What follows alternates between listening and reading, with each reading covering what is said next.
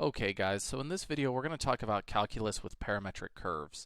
So the idea is that the whole reason we write equations in parametric notation is so that, or parametric form, is so that it just kind of simplifies the equation. Usually these equations are kind of complicated in terms of x, y, and so we just write them in t to simplify them. Now, there's a lot of reasons we do that, but one of those reasons is to make our calculus easier. So it's often maybe easier to find the derivative or find area or whatever with a parametric than it would be for the equivalent implicit equation that it probably describes. So basically, now that we know how to represent these curves by parametric equations, we can actually apply calculus to them to solve problems involving the things that we've already done. So from Calc 1, things like tangents; from Calc 2, areas, arc length, speed, surface area, volumes, whatever. It doesn't really matter. We can do that. And it follows pretty similarly to what we would expect. The only difference is that because we are now dealing with x's in t's and y's in t's, is that essentially these equations are being replaced instead of x's and y's with their parametric equivalents. And so I'm not going to derive every one of them just because I don't think it's worthwhile. If you want to take a look at it, there are plenty of I'm sure videos on the topic, and also the book usually does do that. Unless it's hard, then they just say, oh, we'll just leave that for your, for you to do that, because, that's a good practice or something. So anyway, I'll leave it to you, right? Okay. So let's start with tangents. If we think of a curve as being traced by some moving particle, so we have some curve and it's being traced by moving particles. So it's here, then it's here, then it's here. So it's kind of like moving in this direction. Then basically dy dt and dx dt are the vertical and horizontal velocities of the particle, and the following formula says that the slope of the tangent is the ratio of these two velocities. So as long as our horizontal velocity is not equal to 0, otherwise it'd be undefined, then the derivative of y with respect to x is actually the derivative of y with respect to t over the derivative of x with respect to t. So dy dx in Leibniz notation, right? That's the derivative of y over the derivative of x. We can think about that as y prime over x prime. And so it follows then that our tangent in parametric would follow the same form, but in this case, we're taking the derivative of y with respect to t and the derivative of x with respect to t. Okay, now a few things to note about this is that, first of all, this does not mean that the second derivative would be like the second derivative of y over the second derivative of x, because if you think about it, dy dx is itself a function, right? Or, well, when we're dealing with functions, at least, if we take y and we derive it as y prime, it itself is also a function. So when we derive it, it follows the same pattern of deriving this new function that we created. The same applies to parametric, where when we derive this thing a second time, we are going to be deriving this whole thing. So d dx of dy dx is like saying d dx of this whole thing. Okay, and so basically what it is, if you notice, it is going to be the derivative of y with respect to t. So basically this is going to be d dx of this whole equivalent thing, this dy over dt over dx over dt, which is going to be our derivative with respect to t of this whole thing, dy dt over dx dt, and then it's all divided by dx dt. So basically, we take the derivative of that slope with respect to t and then divide it by, or find it as a ratio to, the derivative of x with respect to time. So again, that's where this is going to come from. Basically, this is what this is saying here, is that the second derivative is going to be the derivative of the first derivative, which is going to be the derivative with respect to t of dy dx which was what we just got done finding, this thing, over dx dt. It is not the second derivative of y over the second derivative of x. So just something to be aware of. Okay, so, and then that then would go further as far as, you know, the third derivative would be like this whole thing, right? With respect to t, d dt over dx dt, and so on and so forth. So it'd follow in that same pattern. Okay, so let's take a look at a question.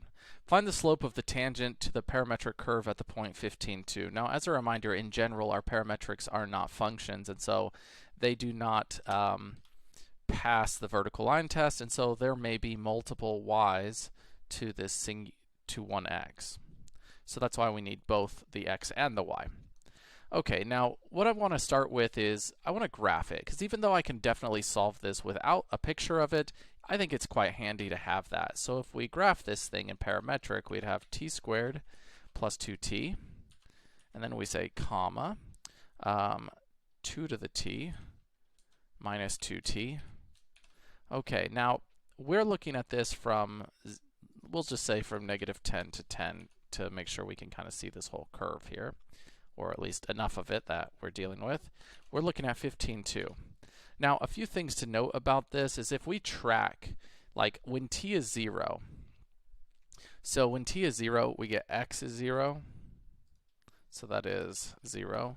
And when t is 0, we get y is 1. So that's our first point here on this curve. And if we then think about when x is 1, or excuse me, not when x is 1, I'm sorry, when t is 1, 1 plus 2 is 3, so that would be 3 comma, and when t is 1 here, 2 minus 2 is 0. So we can tell that it's kind of moving in this direction here, and we could also have seen this with the graph here. This is basically what we're dealing with, is from time is 0 onwards. Now that's important to note because you're going to see when we solve this thing that we're going to essentially get two values, and I just want to point out that there's a few ways that we can go about finding it. So, all right.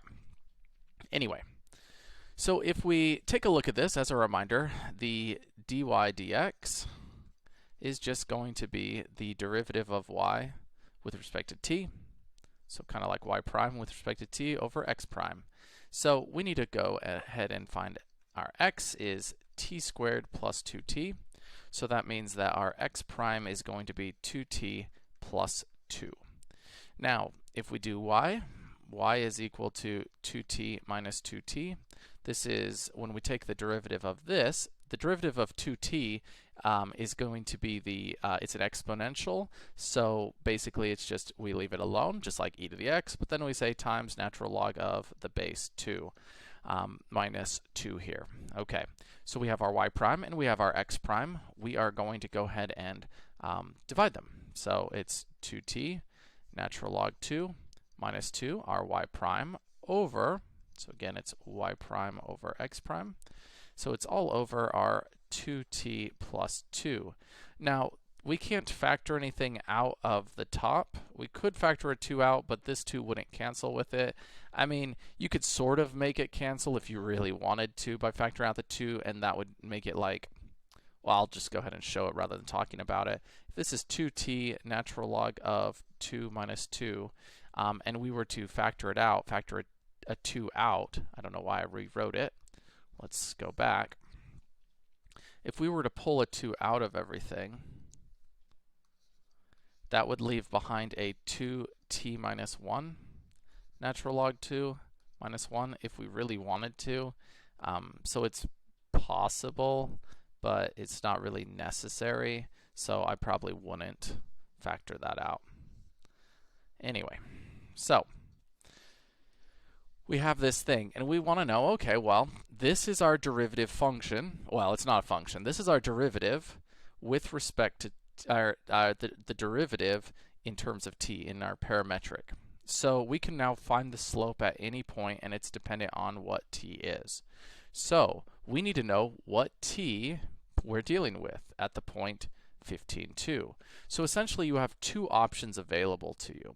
You can solve for one or the other. I generally solve for the easiest one. I mean, that makes sense. If we take a look at this one that's exponential and it has a non-exponential, I'm going to avoid that. This is quadratic. I'm going to use that one. So I'm going to use my x. So 15 is our x. So we're going to plug it into our x function or x equation, whatever. So x, which is equal to 15, is equal to t squared plus 2t. Okay, so this is a quadratic. So if we solve it like any other quadratic, we would set it equal to 0. So I'm going to subtract that 15 over and rewrite it on the left. So t squared plus 2t minus 15 is equal to 0. Okay, so now we factor it. Factors of negative 15 that add together to be 2. They are t minus 3 and t plus 5. That equals 0. Okay, so that tells us then that our t is going to be 3 and negative 5. So those are the two t's that would lead towards an x of 15. Now, as mentioned, there is one here and there is one here that looks like kind of 15, 10. Yeah, okay. So essentially, we want this one. We don't care about this one. So which of these t's is it? Well, that's why I showed you guys the path that this is taking. When time is 0, our x is 0 and our y is 1. When time is 1, our x is 3 and our y is 0. So it's moving in this way. So this would be our positive. And we can see that by plugging it in. So obviously 3 plugged back into x is going to be 15, and then we plug 3 back into this one to find it. The other option is to solve for t in y equation with t is 2, and we look for the overlap of the two. The reason I wouldn't do that on this one is this is a 2 to the t and minus 2t. That makes it kind of challenging to deal with because essentially, well, I guess we can do it. It's whatever. But essentially, we don't really like solving for something like this. It's kind of a challenge to solve for it. So let me just show you what I mean. If we have 2 is equal to 2t minus 2t, if this was just an exponential, it'd be no big deal. With like just one of these terms, who cares? Easy enough. But because we have a t of another power, that is a problem. So subtracting the 2 over, because whenever we have t's to multiple powers, I'm generally setting it equal to 0 and thinking in terms of factoring. I mean, we could factor out a 2. That would leave behind 2 to the t minus 1 minus t minus 1 or something like that, but that's really not getting us anywhere, and this is problematic trying to solve this thing, and that's what I mean by something I want to avoid trying to solve. So we could solve for it if we can. We could solve for it and determine which of these two it has an overlap with, but the other option for us is to simply plug in 3, t is 3 and t is negative 5 into this equation here to see which of those two leads to a true statement. So what I mean by that is, come here, you. Control C. Sometimes it does not like to do that. All right. Okay. So we have this thing here. We can just plug 3 in. All right. So y is 2. The one we care about is when y is 2. So we're going to plug in 2 to the 3 minus 2 times 3 and see if this is true. 2 is equal to 8 minus 6, which is true. So it's definitely t is 3. And again, we knew that because we also tracked the path of this. And if you tried 5, 2 to the 5th, or excuse me, negative 5, let's just show you. If you did the other one, negative 5, 2 is equal to 2 to the negative 5 minus 2 times negative 5. You basically get a fraction of some sort. So 2 is equal to like 1 over 2 to the 5th plus 10. And like, that's not going to happen. It's not going to be 2 because you can't take this fraction, add it to a whole number and get a whole number. That's just not possible. So it's definitely 3. So our t here is 3. Okay, so we know at what point on our t here that this thing is. So we have our derivative, and we're going to go ahead and plug that 3 in. So here is our derivative. We're going to plug 3 into it and find what the slope is at that point. So y prime over x prime here is our 2 to the 3 ln 2 minus 2 over 2 times 3 plus 2. Okay, so what we have here is going to be 8 natural log 2 minus 2 over 8. And we can factor out a 2 top and bottom. If we want to simplify this thing, we'd have a 2 that would leave behind 4 natural log 2 minus 1 over 2 times 4, canceling that. And we get, it is 4 natural log 2 minus 1 over 4. This is what our slope of our tangent is at that point. Now, we want to double check that this makes sense. We expect this thing to be positive. Let's go ahead and take a look at this. 4 natural log 2 minus 1 over 4. Yes, it is positive. Okay, cool. Let's do another one. Find the slope of the tangent to the parametric curve at the point 3, negative 2. All right, so we're going to go ahead and graph this again. And in this case, we have t plus cosine pi t, comma, negative t plus sine pi t. All right, and I'm just going to drag this out, so this is like negative 10 to 10 as well. All right, cool. Very interesting. And we're looking for it at 3, negative 2. Okay, so first of all, when t is 0 here, right, it's clearly a positive t. That's one of the benefits of graphing it, is recognizing that this isn't a positive t. We can also find that if we really need to, but this is clearly a positive t. So if we get, again, a same situation where we had a positive and a negative, we know which one we're dealing with. All right, so anyway, same thing as before. We're going to find our x prime. X prime here is going to be 1 plus, well, the derivative of cosine is actually going to be 1 minus sine of pi t, and then we chain it, so it's times pi. Here, y prime is going to be a negative 1. Derivative of sine is positive cosine here, cosine of pi t times pi. Running out of room there. All right. So we have our y prime, we have our x prime. We're going to go ahead and toss it into our equation here. Again, it's y prime over x prime. That's our derivative. So it's going to be negative 1 plus pi cosine of pi t over 1 minus pi sine of pi t. Okay, so this is our derivative. We need to now find, like, at what point for t these things are. So they're both pretty much the same, so I'm just going to plug in 3 in for x. So 3 is equal to t plus cosine pi t. Okay, so essentially, if we want to solve this thing, I find that probably the easiest way to go about solving this would be graphically. I'm not going to waste too much time on this thing, so let's take a look at it. If we have our t plus cosine pi t, so in this case I'm just solving it as if it were an equation in x, so that is x plus cosine of pi x. Okay, when is this going to be equal to 3? Well, that's when, if we subtract that 3 over, when is this going to be equal to 0? Now, obviously, we have a couple times that this happens, and hopefully it's one of the nice ones. That's what I'm hoping. I'm hoping it's 2. So we have 2, 2.21, and 3.377. Okay, now, obviously, I could waste some time trying to solve for this thing. Clearly, cosine can only go between negative 1 and 1. We can use that piece of information to find t, because this is going back and forth with that. But anyway, not too worried about that. Let's go off of these things. So we have our t is 2 here. That's what I'm hoping for. Let's go ahead and see if t is 2, if this would still be the same. So just to make our lives easy.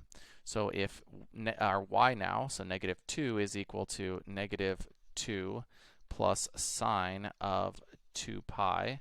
Sine of 2 pi is 0. So negative 2 is negative 2. That checks out. So we found t here is 2. Okay, so good. That kind of saves us some hassle. And I mean, honestly, that kind of makes sense because cosine, if we think about it again, going back to solving this, cosine of 2 pi would be -1. -1 plus t here, i.e. 2, would be 3. Okay. I'm sorry, cosine of 2 pi, that should have been +1. I shouldn't do math in my head. Anyway, cosine of 2 pi is 1 plus 3, or plus 2 is 3. Okay. So anyway, we get our t is 2. Okay, so now we're just going to plug this in to find our derivative. Y prime over x prime is equal to -1 plus pi cosine of 2 pi, it's terrible pi, all right, 1 minus pi sine of pi 2 pi. Okay, so if we think about this thing, we end up with -1 plus, so cosine of 2 pi is 1, so it's plus pi. Okay, sine of 2 pi is 0, so that's just going to be over 1. So it's that, which is a positive slope. And if we look here, it is definitely a positive. So that checks out. Okay. Let's now talk about areas. So we know that the area under the curve y equals f of x from a to b is the area is equal to the integral from a to b of f of x dx. As long as capital F of x is greater than or equal to 0. Okay, that is to say the area and the definite integral are the same as long as f of x here is going to be like strictly positive. Okay, so if the curve is traced by parametric equations x equals f of t and y equals g of t, where t is between alpha and beta, then we can calculate an area formula using some substitution. Basically, we have our y, that's our f of x, and our dx, that's the derivative of our x. So that is to say our y function times our f prime of x function, basically. So we're going to take y and we're going to derive it. So let me show you what I mean by that. It's basically a y in terms of t and your x prime in terms of t. That's all you're doing, dt. So that's where this formula comes from. Okay, so again, if this is y and this is dx, then that's the derivative of x and that's y. I mean, that makes sense? Okay. So that's what we're going to use to find this area. Okay, so find the area enclosed by the parametric curve and the y-axis. All right, so when we're looking at this thing, first of all, we could certainly create this thing, but let's think just about the domain and range of it. Since this is sine would be from -1 to 1, and it's sine squared, so it's actually from 0 to 1. So we know our domain is from 0 to 1, and our range of this thing would just be cosine, so it's just -1 to 1. Okay, now when we look at this curve, then we know basically kind of our restrictions. I mean, if you think about our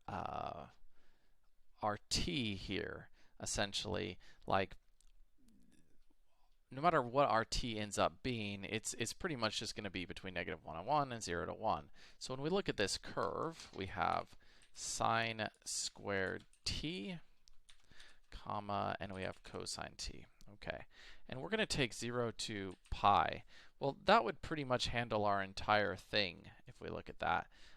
So basically, we're going from here to here. This is the direction that we're moving on our parametric curve, because when t is 0, sine squared, sine is 0, is going to be 0. So that would be here. And when cosine of 0, it's going to be 1. So it actually starts up here at 0, 1. And then as it moves along until pi, when t is pi, we get down here. Okay, so something just to note there. All right, so we need to find this area. Now, if we're thinking about this, if I was thinking about integrating this thing without parametric, I would integrate it along the y-axis from -1 to 1. That's what I would do. So that's what I'm thinking about, is even though we're talking the area formula that I showed earlier was in terms of x dx, or it was like a dx. So we were integrating along the x-axis. That's just the normal along the x-axis kind of integration. But here, this is area along the y-axis, so we're going to do it with respect to y. So basically, we would integrate this from -1 to 1 of x dy. This is how we would normally integrate this shape here if it wasn't in parametric, because x is this line here, and so we would just be taking this along the y-axis. So we're going to keep that in mind when we're integrating this thing. So first of all, -1. When we're going to integrate this in our parametric, we're going to take it from -1. Well, what is cosine of what is -1? Well, that's cosine of pi. Because again, unit circle, this right here, that's when cosine's -1. So this is pi. Okay? And so what about when it's 1? Well, that would be here at 1, 0. So that is when we take it from pi to 0 here. Okay, so first of all, we have that. That's going to ensure that our sign is correct. So if we flip this, it just reverses the sign. That's all that it does. And so basically what that tells me is that if I had taken it from 0 to pi, I would have got a negative. That's just something to keep in mind when you are integrating these things for area. Obviously, area is an absolute, and if you mess up your bounds of integration and reverse them, it's not really the end of the world, but I try and set them up correctly from the get-go. All right, so we're taking that. Now we have x, but what's x in terms of t? It's sine squared t. And instead of dy, that's just a y prime basically. So we need to find y prime. That's going to be negative sine of t dt. So that's going to be negative sine t dt. This is times, okay? So that is to say that this is the integral, the negative integral from pi to 0. And I'm going to keep these apart. And the only reason I'm doing that is because I see that this is an odd power. Anytime I have sines or cosines to the odd power, I'm going to use Pythagorean identities most likely to integrate them. So we have this thing. This would be sine squared t times sine of t dt. All right. So another thing we have is this negative. So if we put a little bit of thought into this, if we want to drop that negative, I mean, we can change this bound of integration from 0 to pi and just ignore that integration. This is sine of 2t sine t dt.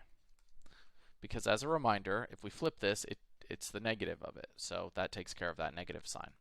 All right, so we have this thing. Now, if we think about sine cubed x, okay, it does not like that. Okay. Yeah, all right, they don't like that. Fair enough. Does not enjoy the sine cubed. Sine cubed. Okay. So if we think about this thing, okay, this is positive from 0 to pi, so we are okay here. There's not going to be any situations where it cancels it out with some plus and some minus, and that's something we really need to be careful about when we're integrating, because the integral from 0 to pi isn't necessarily the area. It's only the area if it's all positive. Okay. So that's just something I always check, is I check my function, make sure it's going to be all positive during that region. Otherwise, I'm going to split it up into 2 integrals or 3 or however many we need. Okay. So we have this thing. Now, again, if I look at this sine squared, that is like saying with our trig identity, we're going to use Pythagorean identity. And if you don't remember it, that's fine. I don't really care. I'm not going to judge you. But our sine squared plus cosine is 1. And so that means sine squared is going to be 1 minus cosine squared t. And we have sine t dt. We're going to take this integral from 0 to pi. Okay, now if I use some u substitution now, where I say, all right, well, let's say u is cosine squared t, then that tells me that du, I'm sorry, I did cosine squared, I just meant cosine. Okay. If u is cosine, then du is going to be negative sine t. Alrighty, so derivative of cosine is negative sine, and it's a dt here. Okay, so we have a sine, we have a dt, we need a negative. So we need to put a negative back into it, and so thus we need to pull one out. So we now have a negative, a sine, and a dt. That will make a du. So we have negative integral 0 to pi of 1 minus u squared du. Now, really, since we converted from t to u, these bounds no longer are true, and so we have some options available to us. We can find this in terms of u. Since we converted into u, these bounds go from 0 when t was 0, so what's cosine of 0? Well, cosine of 0 would be 1, so we could actually call that 1. And then what's cosine of pi? That would be negative 1. So we're back into that 1 to negative 1 concept that we kind of started with, if you think about it. Anyway, so we're now integrating this thing. And again, if you think about it, if we have a negative 1 to negative 1, I mean, forget the negative, right? Integral negative 1 to 1. So that is, if I flip this, so this one is now here and this one's up here, that gets rid of that negative sign. 1 minus u squared du. Now I don't have to worry about any sign issues. Okay, so integrating this thing, and since we did change our bounds of integrations into terms of u, then we should be okay. The integral of 1 is going to be u minus u cubed over 3, and we're taking this from 1 to negative 1. All right, so plugging this in, we have 1 minus 1/3 minus negative 1 plus 1/3, because we have a negative cube, that's a negative, a negative makes a positive. All right, so we're here. So that means we have 1 minus 1/3 plus 1 minus 1/3.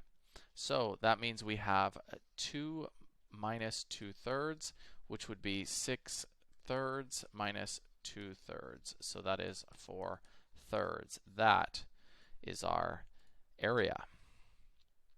All right. Okay, so find the area enclosed by the loop of the parametric curve. So we have this thing, and when we say something like that, that sounds like it obviously loops on itself and we're finding some curve with it. So let's take a look at what it looks like first of all. We have our 1 minus t squared, t minus t cubed. All right, this is from 0 to 1. So let's think about that. When it's 0, let's say 1/2. Okay, so we can clearly see we're starting here and going through 1. So if we were to say from 0 to 1, let's do from 0 to 2, perhaps. It goes past there. Let's take it from negative 2 to 2 then. Okay, so we do have this loop here. All right, so this is the area that we're looking for. And if you notice, basically what we have here is a symmetric shape here. So really, we could find this region and then double it. So let's think about it in terms of, what if we were doing that? Well, clearly that would be from 0 until 1 here, like this. If we were integrating this with respect to x, because that's what this would be, it's along the x-axis, so we would be integrating this thing. And again, in our case, it's from 0 to 1 here for our t. Basically, we want to be integrating from 1 to here, because again, t is going, when t is 0 here, that's this point right here. When t is 0, x is 1, y is 0. So it's this point. 1, 0. Okay? So basically, we're really looking at this thing. And we would go until this point at here. So basically, we're taking the, we would be taking the integral in terms of x from 0 to 1. So let's talk about it in terms of x. 0 to 1. It'd be a dx. So it would be y dx. That's what we would be doing. Now, let's convert that into t's. So our t here, what is our t when our x is 0? Our t is 0. Oh, I'm sorry. I don't really know what it is. Let's see what it is. So when x is 0, 1 minus t squared, add the t over, t squared equals 1, so t is 1. And negative 1 apparently, but 1 should be okay. All right, so that is that. Oh, I don't know why I had to do that since I can clearly see it's 1 since that's what my boundaries were. But if I didn't have those boundaries, how about that? We'll just pretend we did that.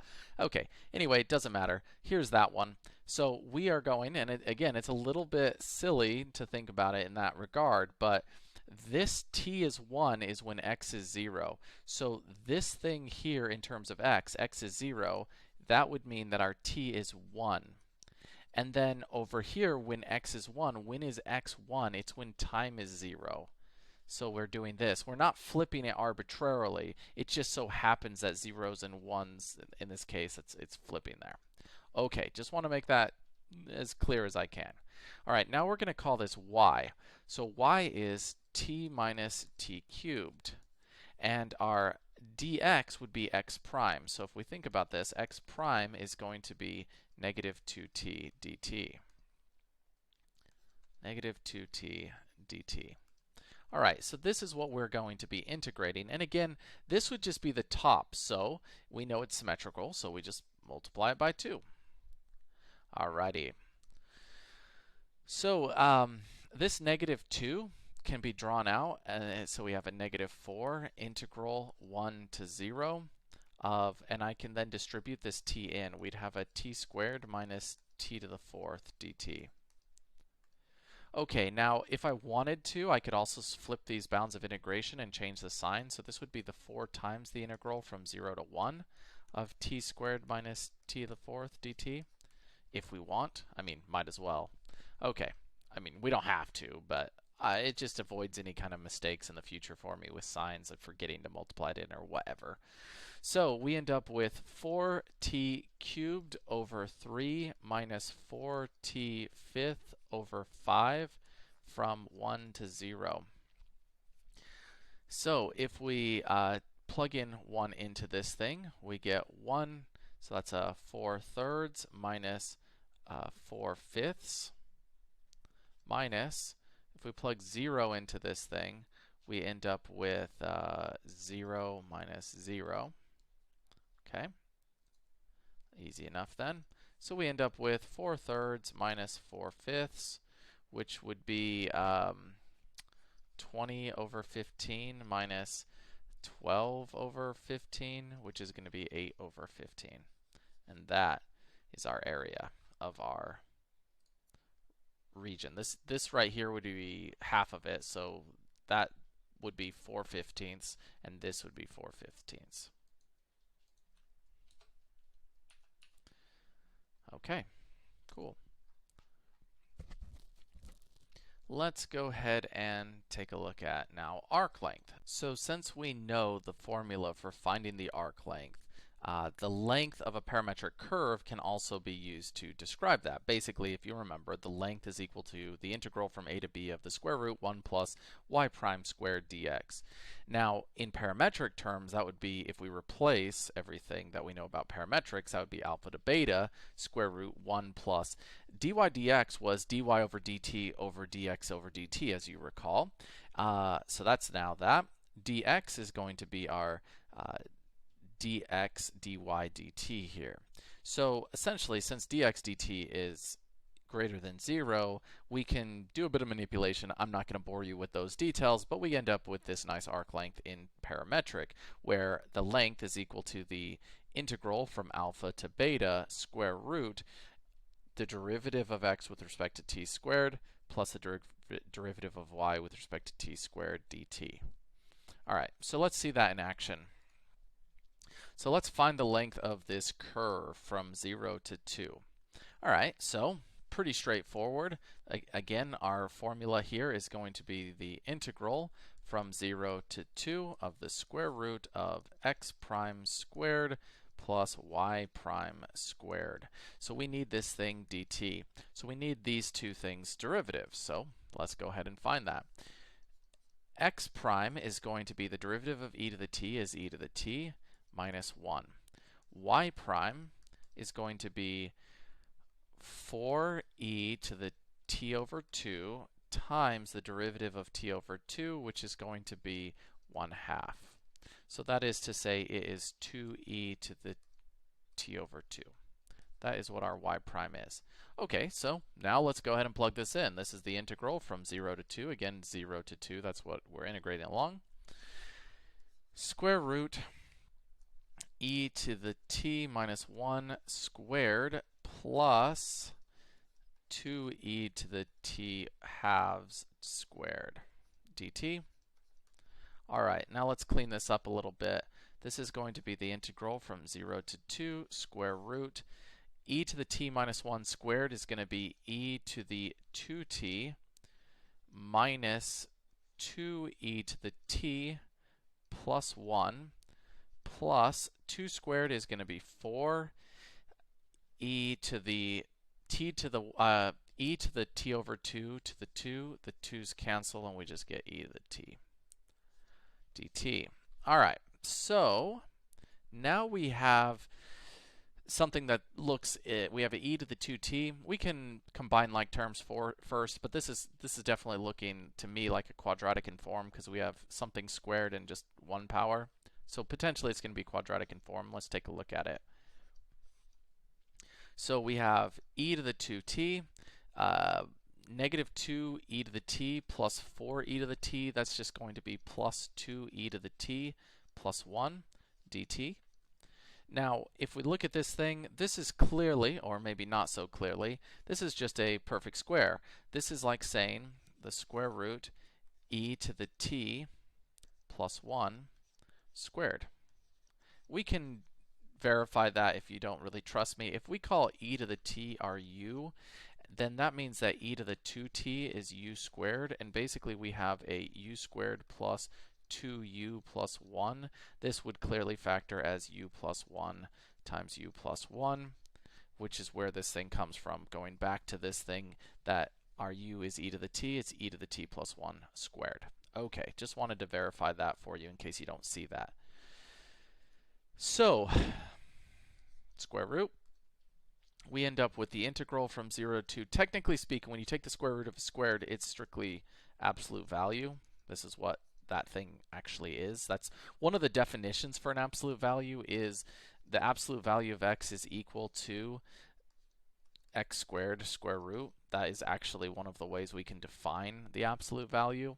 So it's worth noting that. But e to the t plus 1, that's always going to be positive, so I don't really need it. 0 to 2 e to the t plus 1 dt. Okay, so the integral of e to the t is just e to the t plus t, and it's plus c, but since it's a definite integral, we don't really need it. So plugging in 2, we get e squared plus 2 minus e to the 0 is going to be 1 plus 0.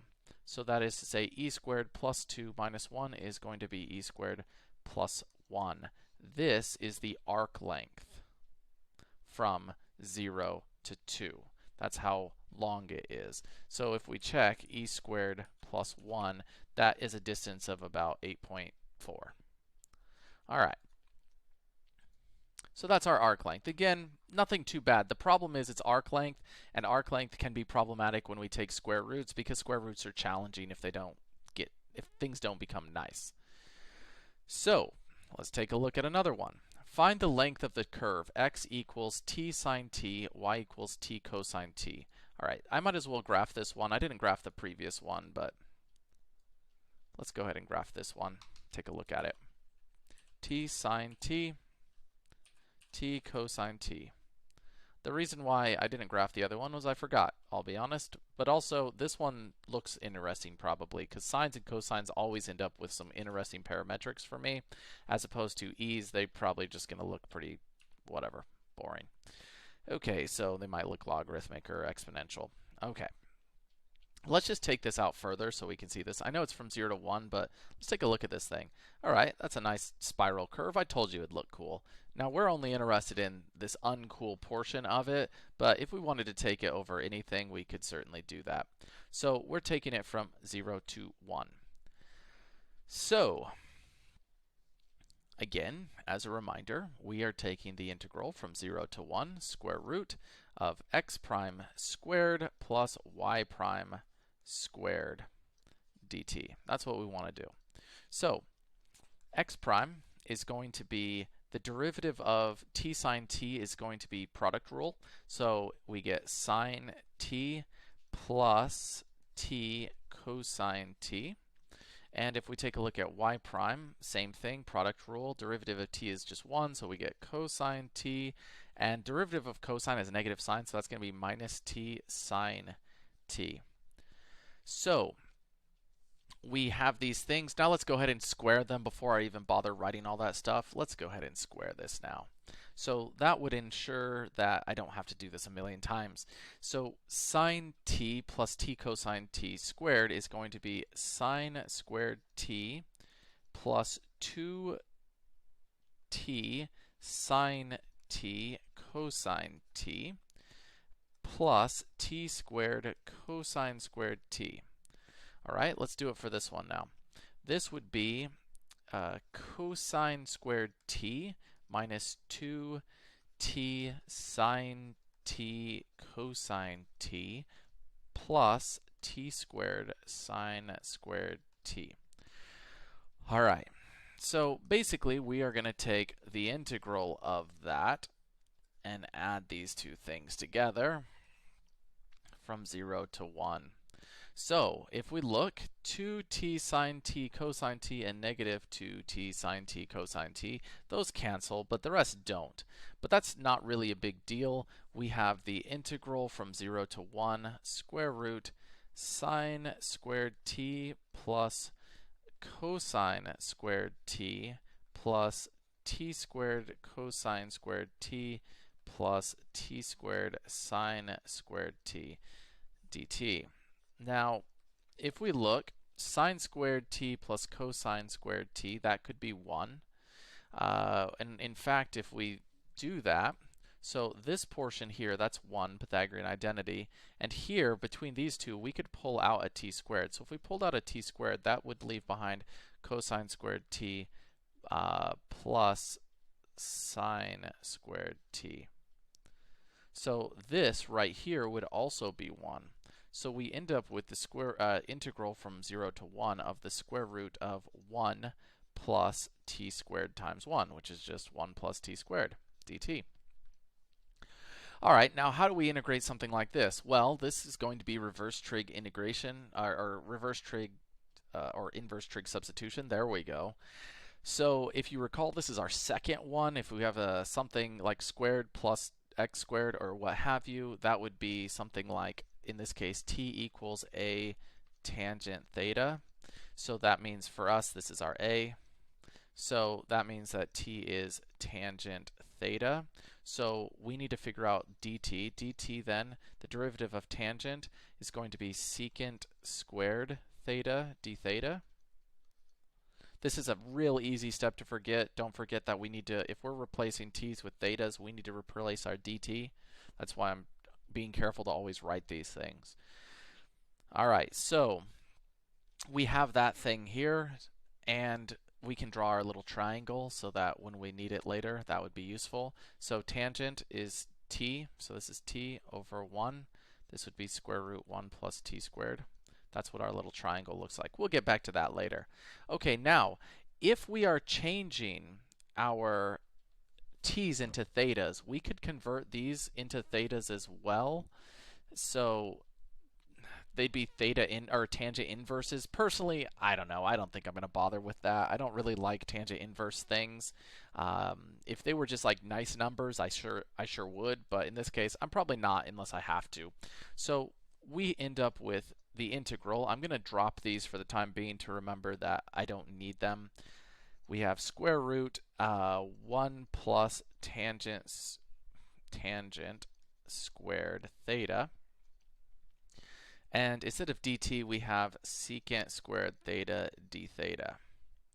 All right, so this thing here, 1 plus tangent squared is secant squared. So we have the integral of the square root of secant squared theta times secant squared theta d theta. This cancels, and we get the integral of secant times secant squared theta. Now, that's secant cubed. This is a problematic one. This one, I don't know, this one shows up a lot for me for whatever reason. So I know from experience I need to leave them apart. This is going to be secant theta times secant squared theta d theta. So something like this, again, I mean, if you look at like a table of integration, there, I'm sure a secant to some power is like secant cubed is probably defined on it, but I don't know it off the top of my head, so I'm not going to bother with that. I'm going to integrate this thing. So I need to use the product rule. Now the reason why, or not the product rule, the opposite of the product rule, I guess, u subs or integration by parts. There we go. So the reason why I'm not doing this is like Pythagorean identity is that essentially I would get this in terms of like tangent squareds, and the derivative of tangent is secant squared, and I don't have a secant squared, so that's problematic. And the derivative of secant would be secant tangent, and so I would have a tangent squared, not a secant tangent, so that would be problematic. So u sub's not going to work. So I'm going to go ahead and do integration by parts. So that is to say, I'm going to call this my u and this my dv because I know how to integrate this. I don't know how to integrate that off the top of my head. I'm sure it's also on a table somewhere. All right, so the derivative of secant is going to be secant, well, I should write the formula for integration by parts. It's uv minus integral v du. As a reminder, my v's have no legs here. Okay, or tails, whatever. Okay, so uv, that would be our, so again, our u here is secant theta. That means that our du is going to be secant theta tangent theta d theta. Okay, our dv is going to be secant squared theta d theta. So that means that v is going to be tangent theta. All right, so plugging this in, we end up with uv, so that would be secant theta tangent theta minus the integral v tangent theta du, secant theta tangent theta d theta. All right, so what we end up here is secant theta tangent theta minus the integral of tangent squared theta times secant theta d theta. Now, usually I don't use u sub for something like these, so I'm not going to do it in this case. Okay, so we are just going to do maybe some u sub or whatever, or Pythagorean identity. So again, if we go to the trig cheat sheet real quick, let me pull this up. So tangent squared, as a reminder, if we take a look, Pythagorean identities, tangent squared is secant squared minus 1. Okay, so we end up with secant theta tangent theta minus the integral of secant squared minus 1. I usually can remember these. Well, I definitely remember sines and cosines. I don't really necessarily trust my memory for any of the other ones, so I always just double check that. Okay, so it would be secant squared minus 1. Again, Pythagorean identity, secant squared minus 1 is tangent squared. Okay, times secant theta d theta. Okay, now if we distribute this secant, what we end up with is secant theta tangent theta minus the integral of secant cubed theta minus secant theta d theta. And as a reminder, this is all equal to the integral of secant cubed theta d theta. That's what we're trying to find, basically. We're trying to integrate this thing, right? So if we split this integral up, first of all, we can distribute this minus into it. So we have secant theta tangent theta minus, or let's just call it plus now, the integral of negative secant cubed theta, which I guess is a minus, whatever. And this would be plus the integral of secant theta. That's all equal to the integral of secant cubed theta. So this is a minus integral. I'm going to add the integral of secant cubed theta to both sides. Since they're the same thing, I can do that. We get secant theta tangent theta plus the integral of secant theta is equal to 2 times the integral of secant cubed theta. Now again, we're trying to find the integral of secant, so we don't really want that 2 there, so we'll divide everything by 2, and we get secant theta tangent theta plus the integral of secant. Now, as a reminder, that would be natural log absolute value. Well, there's actually quite a few, but the one I tend to use, natural log of secant theta plus tangent theta, something like that. And this is all over 2. All right, so as a reminder, we can Google that if we need, like integral of secant x. So I mean, there's a lot of them. Well, a few of them at least. This is the one I'm using, ln secant x plus tangent x, but there was other ones we could have potentially used. It doesn't really matter. Just want to point that out, that one's one of those ones that actually has a few, and yeah, if you don't remember it, like, nobody's really judging you, I think. Well, it depends. It depends who your teacher is. I don't really judge you because I don't necessarily trust my memory. Okay, so we're now in theta. So we now need to convert this theta, because I never converted my bounds of integrations from 0 to 1. I need to convert these thetas back into t's. And the reason I didn't do that is just because I would have to use like tangent inverses, which might be fine, but I don't know. I don't really usually like them, but to be honest, this probably would have been just fine. I mean, if we think about it, tangent inverse of 0 is 0. Tangent inverse of 1 is something. That looks like what? Square root 2 over 2? No, that would be then like, oops, pi over 4. That's what it is. So, I mean, I can kind of recognize them as one of those things, but I don't necessarily know it off the top of my head. I could obviously try and figure it out with a unit circle, but that just sounds like work. So instead, I'm going to do work differently. Okay, so, nope. I don't know why this does not like me copying. You just have to hit Control-C multiple times. Then it will do it. Smartboard, brilliant. Okay, so basically we're going to use this triangle we created earlier. So secant of theta. Secant is, as a reminder, secant is 1 over cosine. Cosine is adjacent over hypotenuse. It's hypotenuse over adjacent. So it's square root 1 plus t squared. Tangent is just t.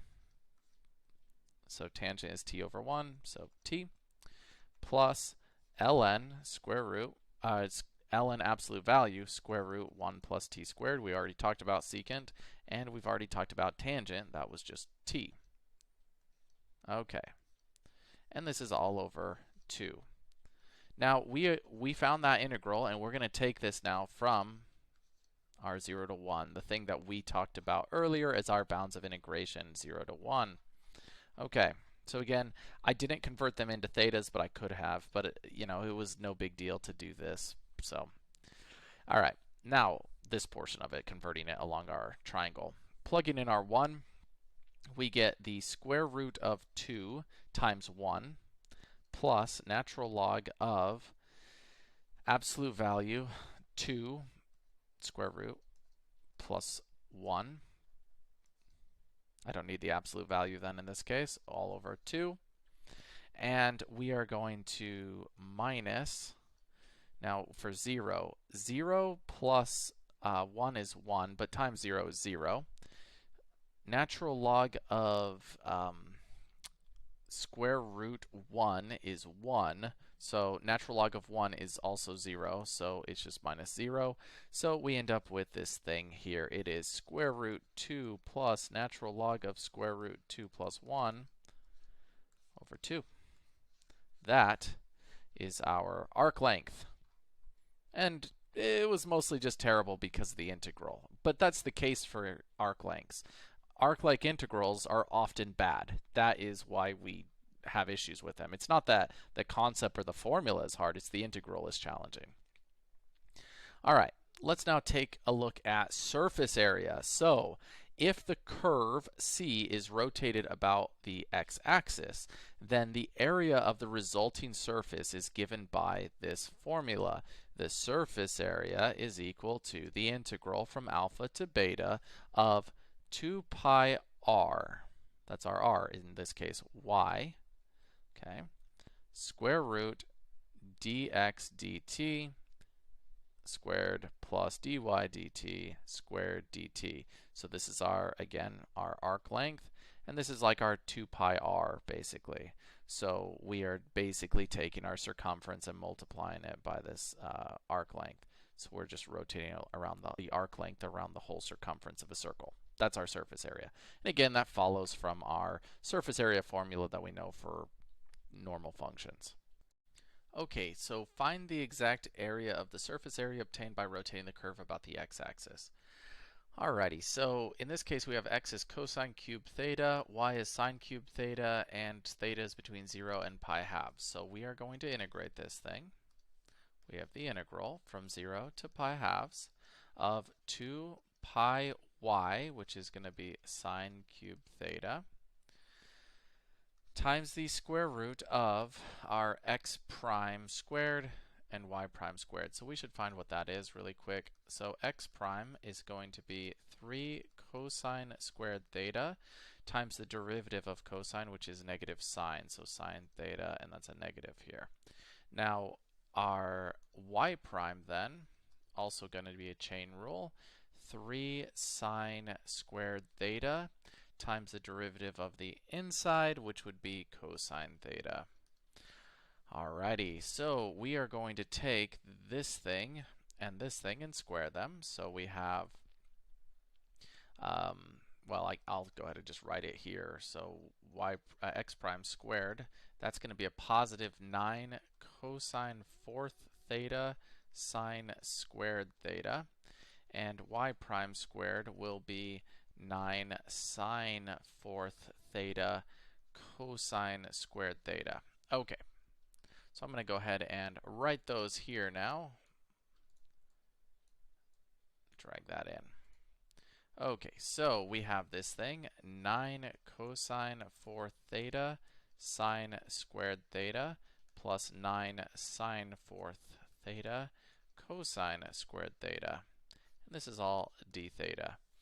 All right, so if we factor, this has a 9 in common. It also has a cosine squared and a sine squared. So I'm going to go ahead and factor that. I'm also going to put my 2 pi here, 0 to pi halves of sine cubed theta. Square root, so I'm factoring out a 9, a cosine squared theta, and a sine squared theta. That's what they both have in common. That leaves behind a cosine squared theta plus a sine squared theta, d theta. Okay, now we know that cosine squared theta and sine squared, that's just 1. So 1 times that doesn't need to be mentioned. So the square root of 9 is 3, so we have 2 pi times the integral from 0 to pi halves of sine cubed times 3 of sine cubed theta times 3 times the square root of cosine squared is cosine theta and sine theta, d theta. All right, so now I'm going to clean this up just a little bit. 3 times 2 is 6 pi times the integral from 0 to pi halves of sine to the fourth theta cosine theta, d theta. Okay, now this is a nice u sub here. If we think about sine, if we call sine theta our u, then that means that du is going to be cosine theta d theta. So that makes that pretty easy for us there. We have 6 pi integral 0 to pi halves of sine is going to be u to the fourth. Cosine d theta is just going to be my du. Okay. So the integral of u to the fourth is going to be u to the fifth over 5. So that would be 6 pi times u to the fifth over 5. And again, this integration I didn't convert into u, so I'm going to have to convert it back into something. So that would be back into my thetas. I could have also changed these bounds of integration if I wanted to, but who cares?